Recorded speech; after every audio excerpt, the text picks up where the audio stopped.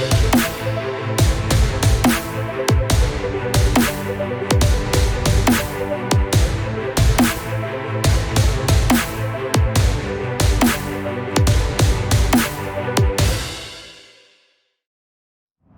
may not always be a better negotiator, but you can always outplan the best of negotiators. Planning is extremely important and it is the most underrated thing in a negotiation. Imagine that if you are a commander of a military unit and you get an information from the headquarters saying that there are terrorists over there, you're not going to jump over there, you're not just going to go in, barge in over there.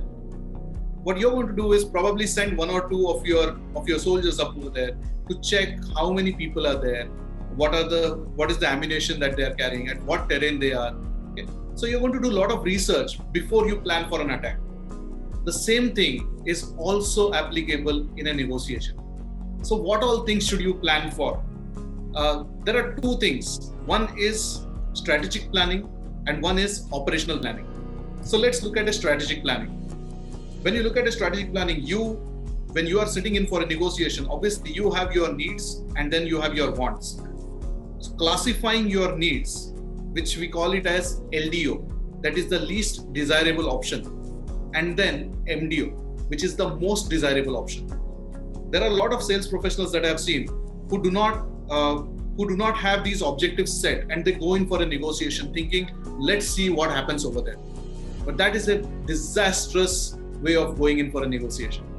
You should look at what is your LDO, what is your MDO. The moment you have these objectives in mind, that classifies your win. So when you sit in for a negotiation, if you are able to achieve that particular result, then you are winning. So that is the first thing to do. The second is understanding what could be the LDO and MDO of the party that you are negotiating with. Once you have the LDO and MDO of both the parties, then you would be identifying the ZOPA, that is called as Zone of Potential Agreement. If there is no ZOPA, then there cannot be a win-win negotiation. Then you should be also looking at variables. So there are different variables. Price is not the only objective for negotiating.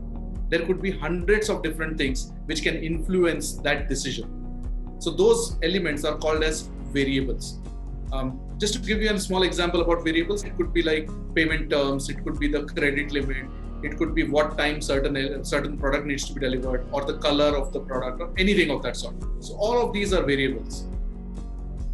The variables which are of utmost importance for the other party or for you are called game changers. So figuring out what are the game changers, then you should look at how do you perceive the relationship. Do you want this relationship to go on as a long-term relationship, or you're considering this as a one-off deal or a short-term relationship? Because based on that, your approach could change. Thinking of what could be the potential disagreement areas and what kind of strategies would you have to encounter these kind of disagreement areas is something that you should be looking at. But that's from the strategic perspective. From the operational perspective, there is micro planning which is required. So what is the kind of attire that you would wear for sitting for a negotiation? Okay. Can you use some of their brand colors? Okay. So maybe the brooch that you are using, or the pen that you are using, can it be matching to their brand color? This is micro planning. You can look at what is the time of the day for that particular negotiation to happen. So you can actually plan that, or how the seating should be. Just to give a small example, if the seating is usually it is across, then it means that you are looking at as an opponent. Okay. This is something which happens in the subconscious mind, because there is a table in between. There is one person over here, there is one person over here, which means you are like an opponent, like most of the sports. So instead of that, let the seating be L-shaped, okay, which means you are looking at joining together and at a common direction. So these are some of the operational planning strategies which you can use in a negotiation. So both strategic planning and operational planning, both are essential.